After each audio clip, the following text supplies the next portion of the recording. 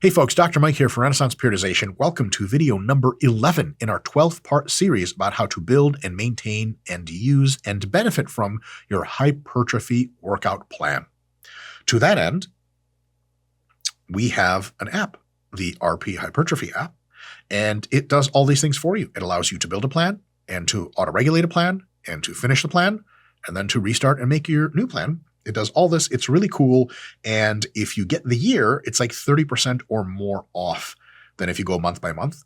So try it for a month. And if you like it and you're using it and you're like, hey, I'll have to pry this out of my cold, dead hands, then get the year.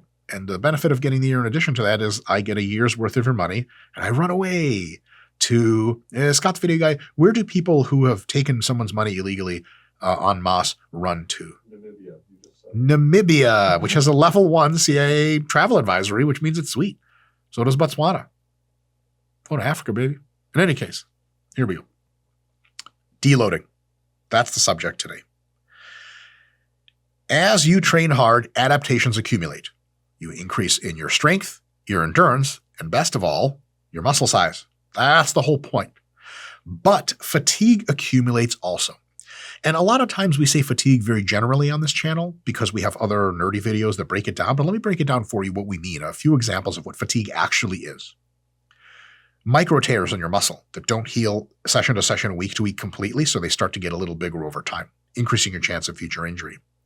Hormonal imbalances. Over the long term of training, weeks and weeks and weeks, if you go really, really hard, your testosterone can start to decline and your cortisol starts to come up. Bad news. Neural fatigue. Your nervous system gets tired and you can't heal appropriately every single week. It heals maybe 90-95% every week. So that every week after, it's a little bit less able to push your muscles really hard and coordinate.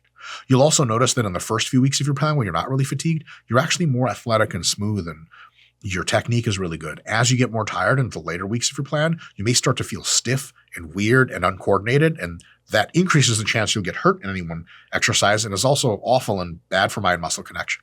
Your glycogen reduces, so you have less and less power to give, and that's a bad thing. Now, one of the biggest problems with fatigue is that it prevents you from actually supplying a progressive overload.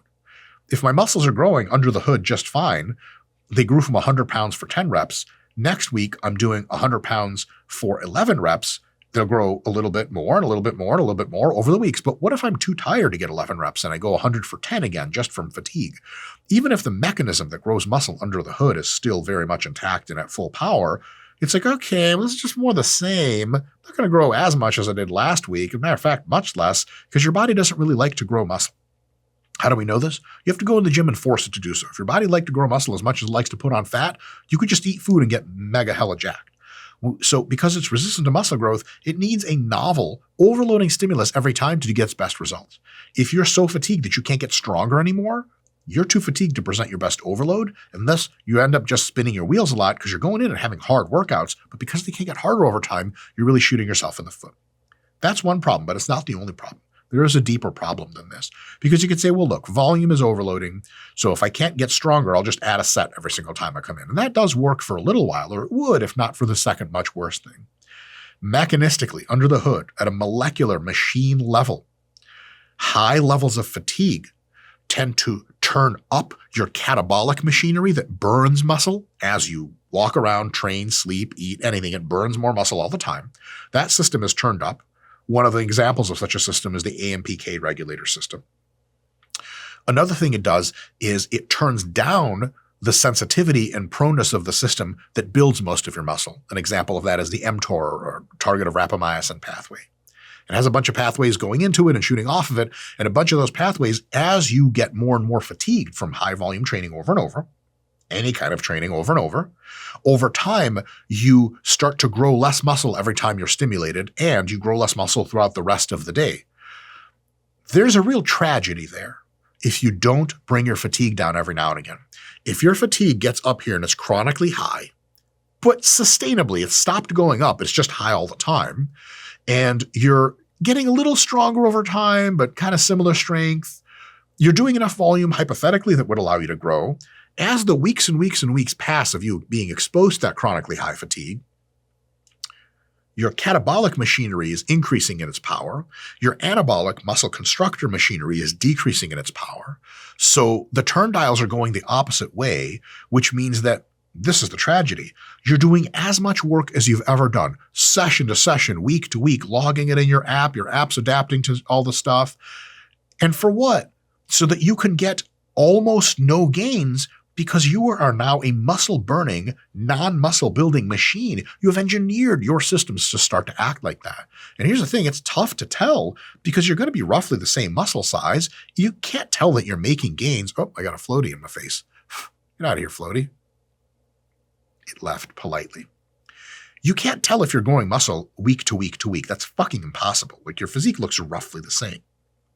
So you could do weeks and weeks and weeks of training at a high fatigue state and grow precisely this much fucking muscle, 0. You would be none the wiser because you never brought the fatigue down. Under the hood, the machinery is all fucked. How would you know that? Now, to be honest, your pumps will get a lot worse. Your ability to get delayed onset muscle soreness will crash almost through the floor, such that you do 10 sets and basically you just get really tired for a few days, but your muscles never feel really sore or pumped. Those are good indicators, but a lot of people say, oh, I don't pay attention to that stuff anyway, which is like totally fine not to. But at the end of the day, you're really setting yourself up like, look, if you're not going to grow muscle, you might as well train not at all or very little. You could not grow muscle doing those things. And you have plenty of time in the rest of your day to do fuck all.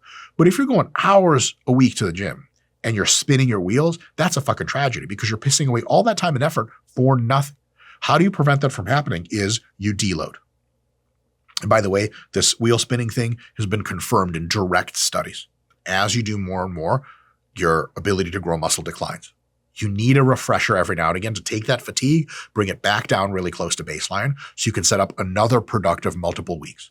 If you are training hard and properly, which is, to be honest, our target demographic for this hypertrophy app is people who train hard and want to train properly, like regular fit moms or people in the gym doing fuck all. They're not going to pay money for this app. They don't need it. They're not going to benefit. It's going to be a lot of interfacing with a UI UX that they're just going to be like, I don't even know why I'm doing this.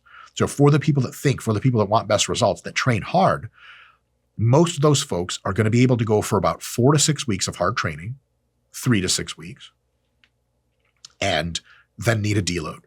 Very few people can train real hard for 5 weeks plus straight without benefiting greatly from a deload. So every 4 to 6 weeks for most people, volume and load and relative effort should decline markedly. Less weight, fewer reps, fewer sets, not pushing us close to failure through that whole week of the deload week. Here's the good thing. I've got no app demo for you today because the app just does all this for you. And if I just scrolled over to the deload week, it'd be like, yep, that's another week with fewer sets and reps. That's just what it looks like. You'll know it's a deload week because you'll be like, you'll forget because the app takes care of so much for you. This happened to me recently. I was like, oh, I got another training day today. I click on the train day and it's like 50 pounds for 8 RIR. And I was like, what the hell? There's a bug in, oh, it's deload week. So it'll tell you to go easier. It'll automatically drop your weight. It'll adjust your sets. It'll adjust your repetition range target. It'll fix all that for you so you don't have to think anything about it. One pro tip I do have is the app still assumes you want to show up to the gym the same number of days. If you have some deload workouts, some of them can be so easy. What I recommend you do is just condense them. So for example, you have Monday, Tuesday, Thursday, Friday workouts 4 times a week. What I would do for deload week is on Monday, I would do Monday and Tuesday. It's going to take you just as long to do as your normal Monday workout, but you're going to get Tuesday checked off. Tuesday, Wednesday, you don't even come to the gym. Thursday, you take your Thursday and Friday workout, you condense it into one workout. That's going to be super, super easy. You can get through in like 30 minutes. You train only twice that week, Monday and Thursday. The rest of the week, you relax, you eat plenty of food, eat at maintenance, take it easy, sleep, enjoy other hobbies. And then when you come back that next Monday, you are going to be fucking ferocious, furious, and ready to go at it again. And when you're ready to go at it again, you are going to want to build your next program because you'll have a new mesocycle to build. And that's precisely what we're going to talk about in our next and last video of this series coming up this next week, next Tuesday.